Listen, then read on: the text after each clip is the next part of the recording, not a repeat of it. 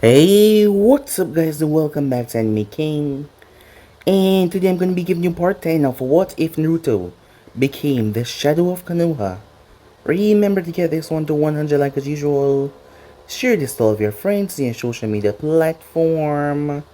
And also guys, go ahead and check out the brand new episode over in Making 3 of What If Naruto had the ultimate nature bloodline. Enjoy that guys. And also, over on Anime King 2, I post a brand new episode of What If Naruto's Abandoned and Awaken a KK Genkai. So go ahead and enjoy that, guys. And remember, if you're new and this is the first time you hear my voice, go ahead and click that red subscribe button and become part of the Anime King family.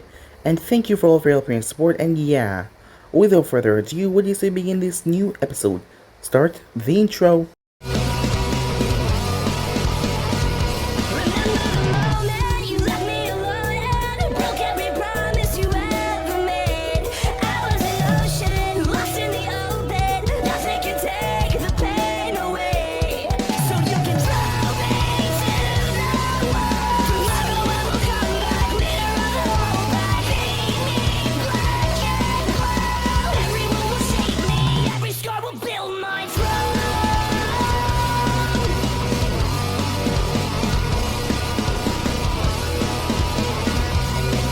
So the last time we left off, it seems that Commander Fox was fooled, as the man had used a clone to trick him. Lucky enough, Naruto had left his real self behind, tending to the people, so he was able to face off against the enemy. And in actuality, the man didn't stand a chance, but Naruto could not kill him. It was much harder to capture an enemy than killing them, but Naruto still won. But Commander Fox made a choice, because the man was indeed his friend. The man just did something in the war that declared him a traitor to Konoha because he didn't want his people to suffer anymore. But this was a bad move. But Commander Fox did something noble by killing the man. Yes, he ended his life. So he wouldn't return as a prisoner anymore, as he killed him. As Naruto had made his way back to where the kids were, most of them were in bad conditions. And the doctor told Naruto that he would die from the withdrawal. And Naruto saw how much they were suffering. They were suffering, begging him to kill them. As some of them couldn't take it anymore, they were begging, pleading. So Naruto did something that was very hard on anyone, even the most strongest ANBUs. Naruto took the kids' life, all of them. He relieved them of their pain as they died, with relief, smiles on their faces, as they were no longer suffering through pain and suffering. But it took a toll on Naruto as he went home. It took a great toll on him as he couldn't sleep. Tsunade came to the office as she told him that what he did took guts. Not even most of her agents could be able to do that, as he saved those kids hours of agony and pain because there was nothing that he could do to save their life from what they have went under. She wanted Kakashi to pick up back a new Genin team, so she sent Naruto to talk to him. On his way to talk to Kakashi and their sparring, Naruto gained a bit of clarity as he came back to Tsunade and accepted her offer. She told him that things were getting rather heated, and the nations out there didn't look so good, as she needed him to take over his own squad, as he accepted, as Naruto got two people, as he got someone codenamed Fox. She was a female, element was water. She was also a tracker. She possessed the Byakugan, and she could also use medical ninjutsu, as she could summon snakes. He also received a comrade named Boar. He was a male, earth and fire he possessed. His specialty was torture and interrogation. He was also a genjutsu specialist, and he had a summon for Falcon. So yeah guys, that's basically last we left off. You guys can switch across, so please check it for yourself. So this to begin this new episode. The antique tea set fell on the ground as it broke into many pieces. I humbly apologize. The old nursemaid said that she bowed her head on the ground. The Haiga elder looked towards the incident with cold, pale eyes. As branch members rushed to clean up the incident, I have had enough of your accidents. Perhaps a whipping will settle your hands. Hinata Hyuga placed a tray that she had in her hand towards her cousin. As she quickly moved forward, I plead your mercy, she said. The elder flipped her a page of the book that she was reading. There must still be a punishment. You could take it in her place. Without hesitation, I accept. The elder motioned for a branch member to call her grandson. As if nothing had happened, she returned back to her book. Hinata had her head remained down to the floor. The grandson, Iliashi, entered the room with a whip over his shoulder. As he looked towards Hinata and sneered in disgust. How much, he said. 10 will do, the woman said. As she was barely paying attention, she was much more focused on her book. Hinata lifted her head. There wasn't any emotion in her face. She didn't need to be told to slip the coat from her shoulders. Her chest was exposed to the witnesses in the room, but it was modesty to a Hyuga. Her shoulders were hunched. Her hands were folded like she was serving tea. Her pale and unblemished skin was broken by the scars that marked her back. The branch members looked away in shame. The main members didn't really care. Iliashi looked like it was nothing but a undignified responsibility. As the whip strapped across Ninta's back, the branch members held their breath in anxiousness. The elder flipped a page. As the whip was brought down once again, Hinata didn't say a word. She didn't cry out in pain. She didn't even flinch. Once it was over, she placed her shirt back up. As she returned to picking up the tray, like nothing had just happened. 30 minutes later, they were all dismissed. As the elder was finished with her tea time, Hinata-sama, as two of her close cousins rushed over immediately, as others watched with concerned glances. Are you alright, Hinata-sama? Takuma asked. But when he reached out to assist her, she stepped away. It's alright, she said with a smile, even though her back was on fire. Tashiko, make sure that Hinata sees Auntie. I have guard duty, Takuma said. As Tashiko nodded, as Takuma made his way. I'm fine, really, said Hinata. No, Tashiko said, as she grabbed Hinata by the hand and pulled her to the branch quarters. Their aunt, a medical prodigy, back in her youth, tended to the violent slashes across Hinata's back.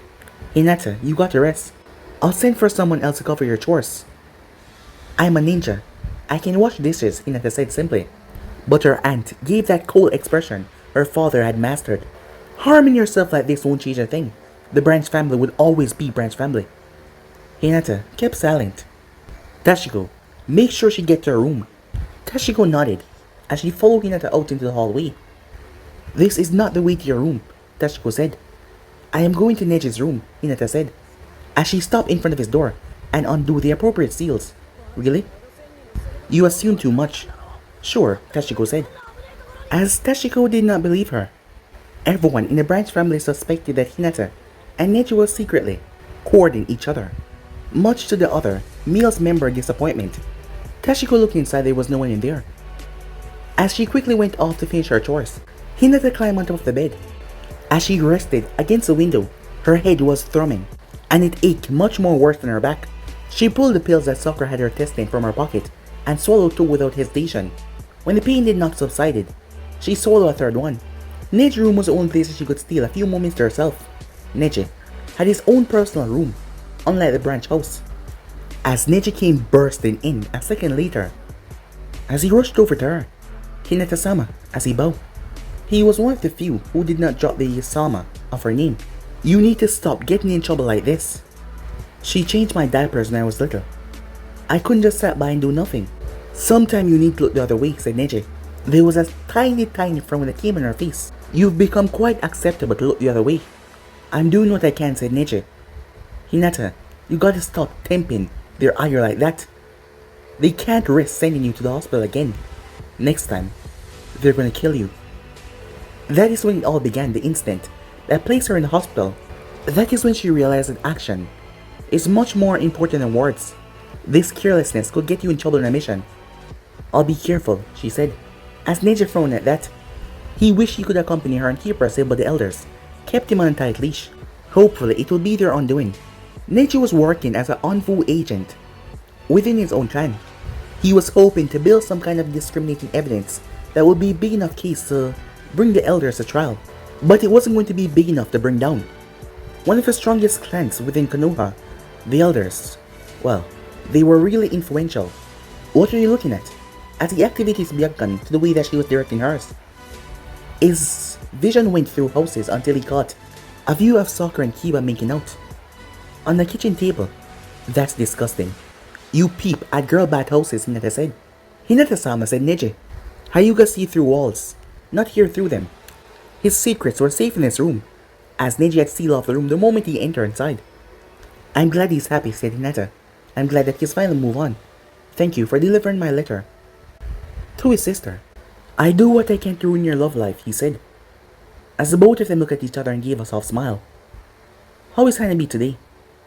Angry, as always. The deadline's approaching. As Hinata frowned at that, Hanabi was turning 16. She would be forced to marry her insufferable cousin, Iliashe. The only thing that was preventing this from happening thus far was the Konoha law that was established years ago.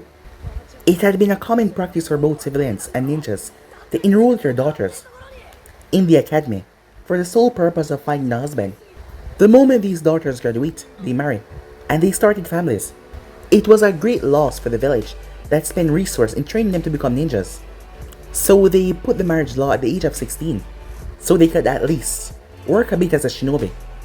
The law age could not be changed, not even the Hyuga could go against it. It's time for me to leave soon, said Hinata as she opened the window. As she whistled, a snake slipped into the room and wrapped around her arm.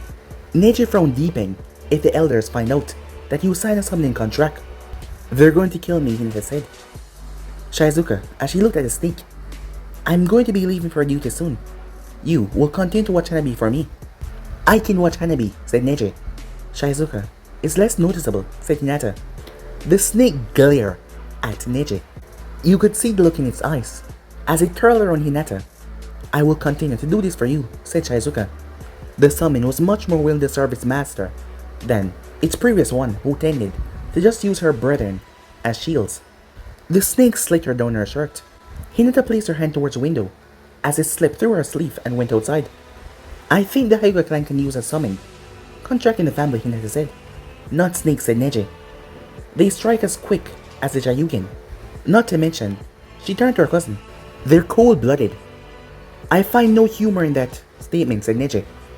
She smiled. As she made her way, Neji stopped in front of her. Be careful out there, he said. They're watching. I know. As Neji leaned forward, the clan was not supposed to know that Neji was an ANBU insider, or that Hinata was helping him. So they had to, well, put the back of her story. And there was only one way to explain why she visits his room so often. As their lips met, often they closed their eyes, and the both of them imagined about someone else. But Hinata was too tired, as she was about to break away but Neji deepened the kiss. Hinata, he said. He was about to whisper something, but she made her way off. There was a thought in her mind as she wondered, was she the only one that imagined someone else on the other side? But nothing was more important than mission. She has already given over her first kiss, her first kill, her pride, her dignity. She was left with basically nothing else. But she would give it all to see the Hyuga elders drop from power and see her sister happy again. With her mask, Fox, her code name as she walked from the Hyuga compound, never making a sound. Time skip. As Fox wiped her bloody lip, as she picked herself up from the private training ground. Is that all you got, Branch Heiress? Sloth asked. He knew that she hated that nickname. She got to her feet, but he slapped away her jagging. As the both of them started to clash their blows, moving like speed. His hand was able to react fast and her and slam right in her shoulder, as she could no longer use chakra in her right arm. But she forced herself back to her knees as Sloth descended upon her, lightning cackling off his fingertips. He struck her as the lightning tore right through her body. Her chakra stirred and twisted, and it became a vortex of power. As the chakra molded in her body as she shot her two fingers forward, electricity came from her fingers and shot right into Sloth's chest. He was sent sailing away as he crashed to the other side of the room. He groaned in pain. Now I know what my own jutsu feel like, as Sloth coughed up blood as he started to heal himself with green chakra. It would have been a killing blow if his natural affinity didn't absorb most of the attack. You finally adopted the element. Hinata was too tired to even nod her head as she rested against the wall and tended to her own wounds. It had taken her months just to pull off one successful lightning jutsu. It would be years before she was fully mastered, but it would be worth it. Sloth was proof of that. Combining the lightning technique with her clan technique was devastating. It was the reason why Sloth was banished from the clan. The main farmer was afraid that Sloth was going to use the technique against them. Only animals are whipped. Hinata was too modest to react, that he was looking at her naked once again. It's nothing. It is slavery, said Sloth. They treat you like cattle. As he clenched his fists. Why don't you kill them? Don't tell me that all those time when they put a whip over your back, you didn't think about jamming your fingertips in their throat and watching them gasp for breath. It would be so easy for you to strike their hearts as they sleep. Kill the women that lie in their bed. Kill the children who have inherited their cruelty. It would be so easy. The Hyugas are not Uchihas. Are you so sure? Said Sloth. You are your father's daughter, he said. As he got to his feet, same time tomorrow. I was only joking, he said. But she could tell that he was not. Neji had warned her not to trust him, as his hand brushed against her backside. At first, it had only been small touches, during training. It was almost like he was experimenting, to test her patience. Now, it had turned into a full-on groping session, when he passed her. The next thing she knew, she was pushed up against a wall. Not a sound left her lip. She might have courage to stand up for others' well-being, but to stand up for herself, she was insecure and helpless. As Sloth started to lower his hand. You have nothing to be ashamed of, he said. As his Byakugan was activated, he could see everything. As his hand started to reach down, take your hands off her, or do you want to lose that thing of yours? As Sloth quickly backed away, as he felt the Konoha against his throat. I can have you tortured without leaving a mark. Keep that in time the next time you decide to touch her.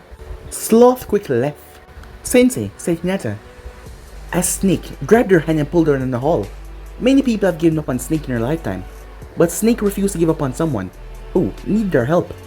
Out of all her students, Fox was the most impossible.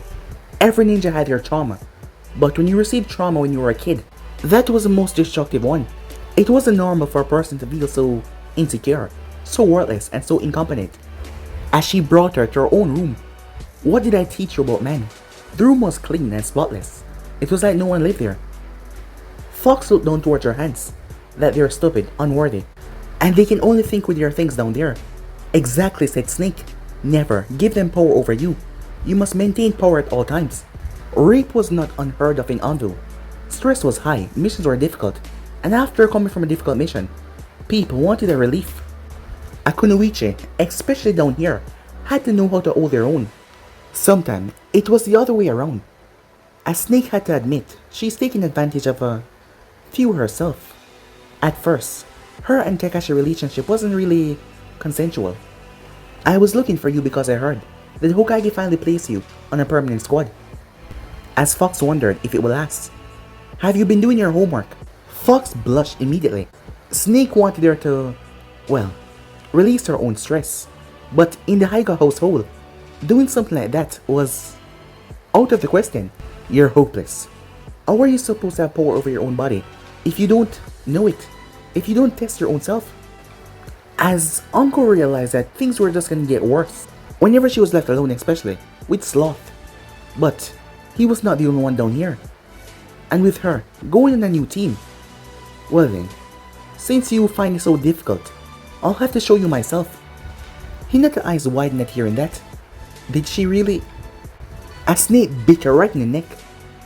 The next time Hinata opened her eyes, she was cuffed down to the bed, as she couldn't feel her chakra at work. You're not getting out of those cuffs. They're the latest technology in ANBU, only available to captains. It's even tested to hold at Jinjulki. Snake said with a wink. This is not training? Don't say anything, said Snake. Just feel. As she released her from her clothes, before unclipping her bra. Damn. Those things are huge. Fox fainted in embarrassment. Anko did not let that stop her one bit, as she looked down towards the most unattractive underwear she's ever seen before, and ripped it off. The sensation was able to snap Hinata back to wake. As Anko came back up, I'm sure that you've seen enough through many walls to know that everyone needs to be released, because if you don't, things will only get worse. Have you decided what you can do about your virginity?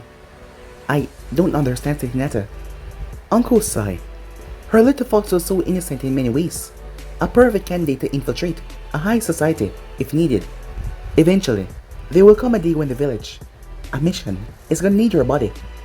Even though a kunoichi offered your body for the village to use, there are some things that we should not sacrifice. Hinata knew that missions like this were often given, but she never gave that thought before. Would you rather a stranger take it away from you? Would you rather slot? Asked Uncle. You deserve anything that you want, even if it's your new squad leader, or even if it's Naruto Uzumaki. As Uncle felt Hinata tense in her grasp at hearing that name, she knew that Hinata had a thing for him. But the last words Hinata said to him was, "I hate you." Perhaps it wasn't hate, but there was bitterness there. As Uncle started to tease her, Hinata's mind started to get, well, focused on different things. When she was younger, there was dreams of hand-holding, and maybe kissing on the cheek, but now, being in ANBU, the things that she had heard, the things that she has saw, the place was filled with nothing but sex, and all she could see right now was her body underneath his. As Uncle saw her shell was breaking, all she had to do was say one name. As Uncle kept whispering that name and teasing her at the same time. What Uncle was doing was bringing her to a different level. But when it was finally over and she realized that Naruto wasn't actually here, she grew bitter. She got angry and ashamed of herself.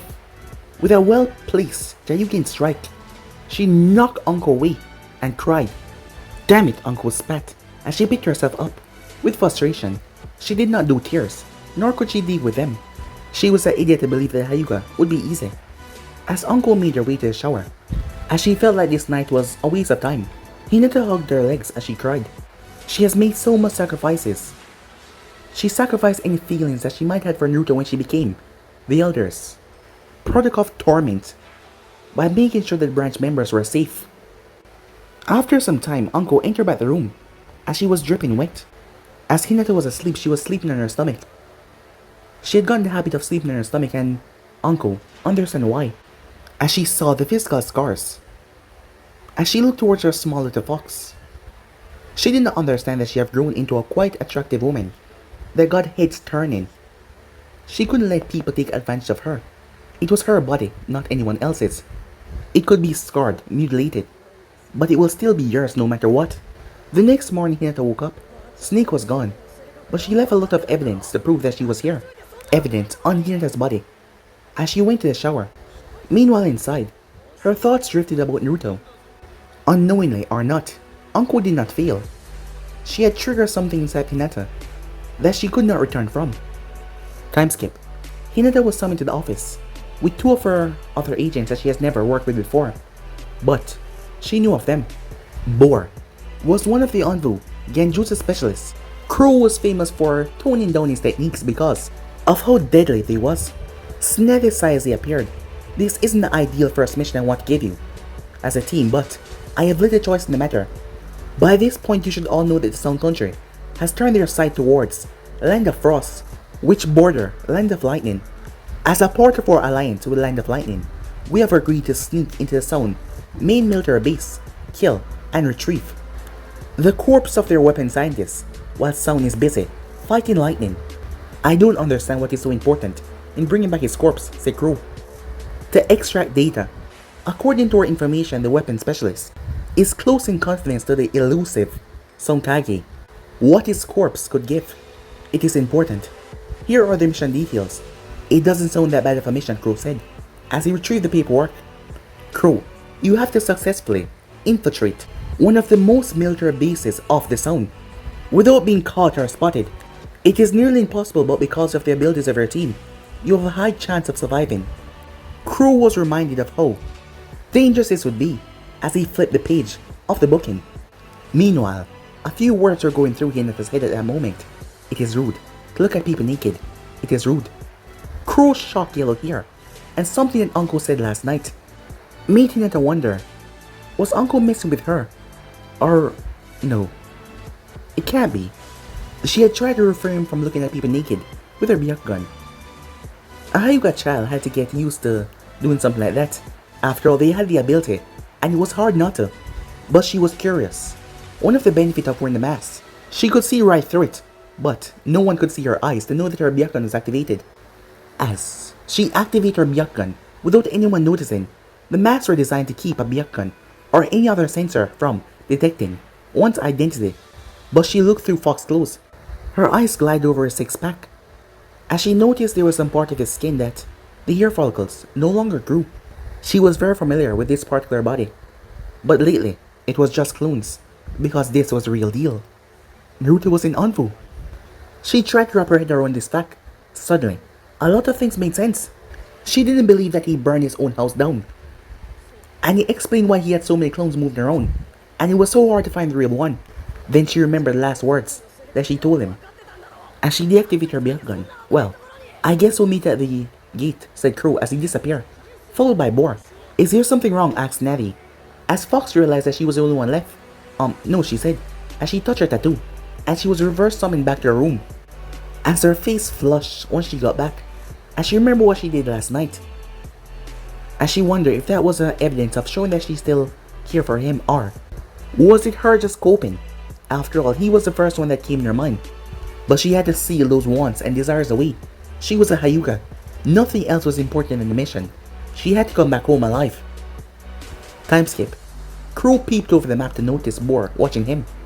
Even though he could not see his face, Naruto could tell that it was one of annoyance. By the time you figure out where to go, a fifth shinobi war would be started once again. Naruto tried to focus on the map, but he was distracted by how unsettled his squad was. Boar spoke down to him like he was some kind of child, and Fox did not say a word. He turned back to the map and scratched the back of his head. He knew the general direction of the sound, but he has never been in the village. Do you need help? As Naruto jumped from a sudden closeness of the voice, as he slipped from a tree branch, but he managed to catch the one down below. As Naruto knew that first impressions weren't going so well, as he jumped back up. I always get stuck with the weird ones, said Boar. Boar had a habit of talking to himself, rather loudly, but Crow had learned how to handle that. But it was Fox that he could not understand. He couldn't hear her. His senses were heightened, on par with the Inazaka, his hearing exactly the same as the Inazaka, but yet he couldn't hear her. Even her heartbeat was calm and collected. Yes, that was good for our agent, but something about her was like she was trained all her life to stalk people and be silent in the shadows. Do you need help? Fox asked once more. Oh yeah, right, said Naruto. As he gave her the map, he thought that she was going to point the way out, but she pulled out ink and a brush, as she started to write on the map, before giving it back. As Naruto looked at the map to see, she pointed out which way to hold it. Small representations of the symbols of each countries. This was a lot better. Thanks, he said. As Naruto continued to lead his team to the trees. Time skip. As Naruto studied the outskirts of the village, hidden in the rice field, land of sound. Terraces lined the orchards and the mountains for miles. Farmers were all over in the fields. Water buffaloes were all over as well. At one point, the village, hidden in the rice field, was a very important trading partner for many surrounding countries. It was prosperous, and it was also wealthy. But then Orochimaru convinced the rice daimyo that the country was better with a stable supply of its own ninjas, so that they wouldn't have to go out of their way to hire ninjas from surrounding countries. In the span of a few years, Orochimaru recruited ninjas from all around. At first, the citizens were okay, as they had ninjas protected now, until all the money from the village started draining into loyalty, ambition projects, and technologies. The village started to fall in wealth. But with Orochimaru's death, the remaining Sound ninjas moved their power to the central capital, and many things happened. The rich crashed with the poor. The technology clashed with the violent way of the cultures. Many things start to rip the country apart even more. It doesn't look like we're getting to the front gate, said Crow, as he looked towards the checkpoint. We could sneak over the gate, said Fox. I should be able to navigate us through. We should probably wait for nighttime. Or we could go right now, said Boar. They will expect us at night, and probably have more guards. During the day will be the best time. Naruto bit his lip as he hesitated, all eyes are on him. What if he picked the wrong way? Fox, is there any holes open right now that we can exploit, he asked. She examined the walls. There's a way in the town. If we cut through the training ground to the east, it is not heavily guarded. We can get through it easily. Alright, let's go, said Naruto. He has never been placed on the ANBU team, the Byakugan, before, but he realized how useful it was. She has a nice piece of ass. Shut up. I'm on a mission. I need to concentrate. You're going to screw up, no matter what I say, said Kurama. As Naruto ignored Kurama, he then made them come to a stop as he activated Sage Mode, as he started to sense out the enemy. Crew, your chakra storage is too large. We will be recognized as ninjas immediately, said Fox. He was like a sun in the night. Oh, said Crew, as he made about 100 clones. How about now? Better, said Hinata. He sent the clones to do reconnaissance in the countryside. As he followed her, his hearing picked up the laughter of a genuine team. There was a couple hiding in the bushes. It felt like Konoha, as they finally crossed over the threshold into the sound capital. Transform, said Crew, as they saw several civilians passing by, with their clothing style. The population seemed to love wearing bright colors, and they made music as they walked. Bells on earrings, on clothing, or on shoes, as they jingled as they moved. No wonder why Orochimaru renamed it the Land of Sound. The place was full of music. As he saw the ninjas move around, their uniforms was immaculate, while the civilians were all dirty and their clothes torn and patched. And he saw that the civilian women wore colorful head corps, but the kunoichis wore none. The ninjas didn't wear any bells either. Have you located the weapon center yet? Naruto whispered to her. No, said Fox. She then paused. Maybe. This way, as they made their way down one of the streets. As Naruto was in the stage mode, as he felt a mass amount of signatures. It's underground, and it's huge. A wave of chakra was spread through the building, and it disrupted his senses. What was that? He said. As Hinata was quiet for a moment before she replied, I think it's a security system. It looked like a chakra machine that sent out chakra pulses at a regular interval to identify who is within the walls. I've never seen technology like this before. I guess we're gonna have to figure out a way to get past it. I could map out the entire structure, but it's gonna take a few days. So there's no point in rushing things. If we're gonna stay here for a few days, we should find a place to stay. The longer we stay here, the higher chance of us being found out, said Bor, as Naruto analyzed the entire thing. I'm not sending us in there without knowing what we're getting ourselves into. We'll have to take our chances. If we get caught, then it's my fault, said Naruto. I'll take the blame. None of us would be alive to get blamed, said Bor, but he reluctantly followed behind Crew. As Crew entered one of the hotels, but Fox stopped him. Before he got to the decks, they're keeping records of everyone who checked in. If they compare with a roster at the gates, we will be found out, she said. And they've changed their currency. We cannot use the money that we have. I'll think of something, said Naruto as he leaned against the building, as his eyebrows scrunched up in thought. Don't hurt yourself, said Bor. I don't think that is very beneficial to the mission, if you continue to criticize our squad leader, said Fox. I am not afraid of a Hyuga, Bor said in disgust. Bor had always hated the main branch of the Hyuga, and she spoke. The words she spoke, she just sounded like one. Don't you have a branch member to go and whip or something? Wait, stop, said Naruto, as they were bickering a bit too loudly. Do you have a problem with the Hyuga? Asked Fox, as there was a chill coming from her. Her killing intent was one that crawled up your neck and went down to your spine. I have a problem with this team, said Bor. Stop, said Naruto, as he pushed the two apart, trying not to make a scene amongst the market crowd. Bor, go gather intelligence around the edge of town. Fox, go gather intelligence with the village woman. Meet me back here in 2 hours. Now, said Naruto. The both of them took a breath before separating. As Naruto breathed a sigh of relief on his way here, he had memorized their chakra signatures in seed mode, and he could find them if need be. As Naruto leaned, thinking until he saw someone, as an idea popped into his mind. As he stopped one of the villagers. Who's that guy over there? The man looked up at him. That's one of the landowners. When the village became poor, the farmers that collaborated with the ninjas bought all of the lands. They own everything now and take our rights away. I wouldn't be sad if anything happened to him, the man said. Thanks. I'm sort of new here. I got stuck in the village before they raised the checkpoint at the gate, Crew said. Welcome, the man said. We used to be more hospital. As he pulled one of the bells off his clothing and threw it at Naruto, who caught it. As the man disappeared in the crowd. As Naruto placed the bell in his pocket, at least, now he jingled. As Naruto has been studying a few of the beggars in the crowd, as he picked his target, it was a kid who hobbled after the crowds, and he wore his cap over his left eye. As he moved over and crouched in front of the kid, wanna make some money? The small child lifted the cap up, revealing 2 eyes. I'm listening, he said. Time skip. The cart that carried the wealthy landowner overturned from a sudden blast of wind. Ow! The little boy says he clutched his arm. Get that thing out of my way, the feudal lord bellowed, as his servants quickly returned him back to his cart. As someone came rushing out, you ran him over. The feudal lord sneered, continue, or next time, I will run you over. The man picked up the boy in his arms and vanished. As Naruto dropped the boy down softly, nice acting, he said. You should have seen his face, the boy snickered. Here's your half, said Naruto. You're giving me all of this? It was an even job, said Naruto. It's all yours, but don't use stuff all at once, or they're gonna wonder where a kid got so much money. I'm not that stupid, you know. I used to go to school, the boy said. Then how did you end up out here? Crow asked. My parents were farmers, but all their rights were taken away. And they were struggling.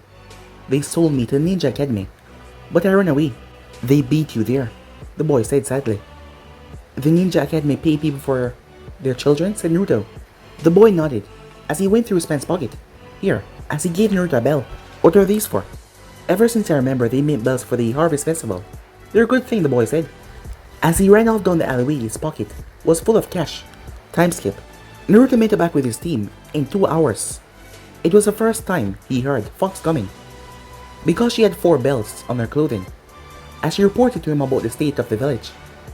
And Bor reported the same thing as well. I've got enough money for a stay, and I've already chosen a hotel, said Naruto. That is good, said Fox. The women all complained about the nighttime curfew.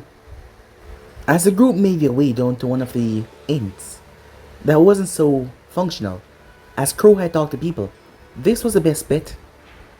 I would like 2 rooms. The woman looked at them all. The room can only hold a certain amount of people. How much do you weigh? This is how much I weigh, said Naruto as he placed the wad of money on the table. The woman snatched at it hungrily. Pick any room you want. As Naruto turned to go up the stairs, but he stopped. He reached in his pocket and pulled out a bell, as he placed on the counter. The woman smiled at that. What was that about? How do you know that this is safe? Asked Bor. This inn is a cover-up for drug trafficking. It is not safe, but it is our best bet. Unlike Konoha, drugs are illegal here. The civilians and ninjas are in complete competitions. This place is run by civilians, so I doubt a ninja would make their way here. The ninjas probably have their own drug house.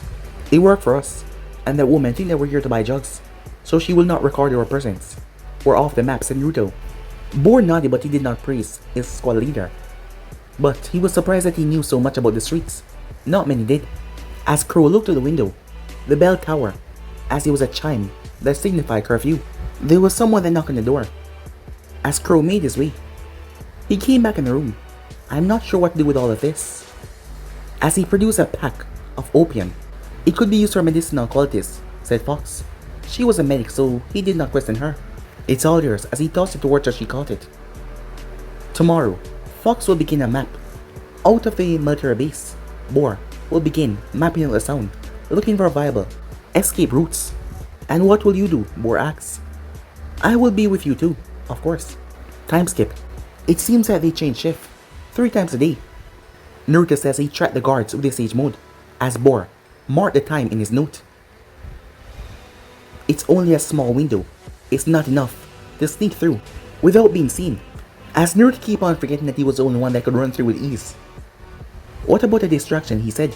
Bor shrugged his shoulders. That means we'll have to leave someone on the outside.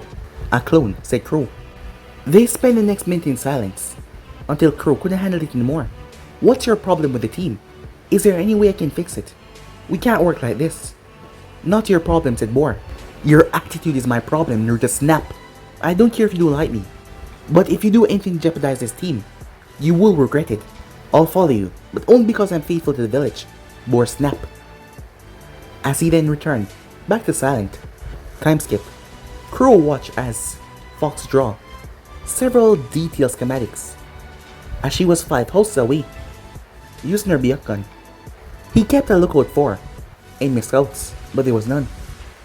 As he kept on glancing at Fox, he noticed every hour she popped a pill. He argued with himself as he wondered if he should say something, but he didn't want to make any more mistakes. But he then spoke. Fox. She gave him a nod, telling that she was listening. I've seen the things that drugs do to people, he said awkwardly. It's harmful to the body and makes a person vulnerable and unreliable. I was thinking that it would be a liability to the mission and the squad if you... Maybe you shouldn't. I don't think it's a good idea, at least during the mission. She paused as she turned towards him. The pills are for headaches, she said. Oh, he said as he sighed in relief. Wait, is it healthy to take so many? I mean, if you're having headaches, maybe you shouldn't activate your Byakugan for so long. You should take a break, you're at it for a while now. This map is mission priority, she said. Yeah, well, my priority is my squad health.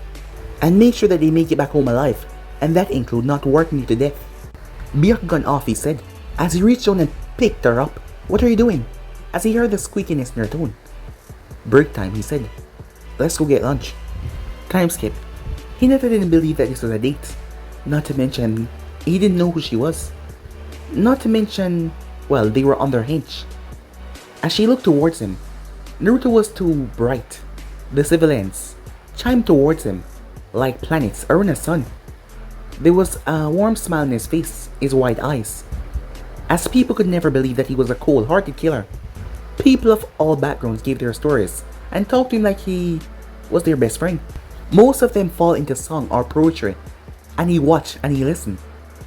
Even sound ninjas, some of them stop and tell their own stories about how they were concerned about the future of the sound being bullied by the 5 shinobi nations. They wanted a voice in the world, and they believe in Orochimaru's slogan, technology and innovation. Naruto talked his way through like he had been a concerned citizen of the sound for his entire life. As Hinata watched him as she drifted into the background, she didn't mind being forgotten. That was the point of her transformation. She was normal. She was average. She didn't have to walk around with pale eyes so that everyone would notice her no matter how much she tried to hide. After a while, she reached out and touched him on the sleeve as he jumped a bit. He almost forgot that she was here. It's time to go, isn't it? One of the men that Naruto had befriended leaned over. Is the wife finally taking you home? As Naruto chuckled, much to Hinata's surprise, he placed the arm over her. Yep, it's about time that we left. Take care, Naruto said. The patients of the restaurant said their farewells, and both Naruto and Hinata made their way down the street. Once they were out of sight, he removed his arm. Sorry about that. I hope you don't mind. I don't mind, she said. I didn't mean to stay so long. Thanks for pulling me out of there. I guess it's time to get back to business. As Naruto could not help himself.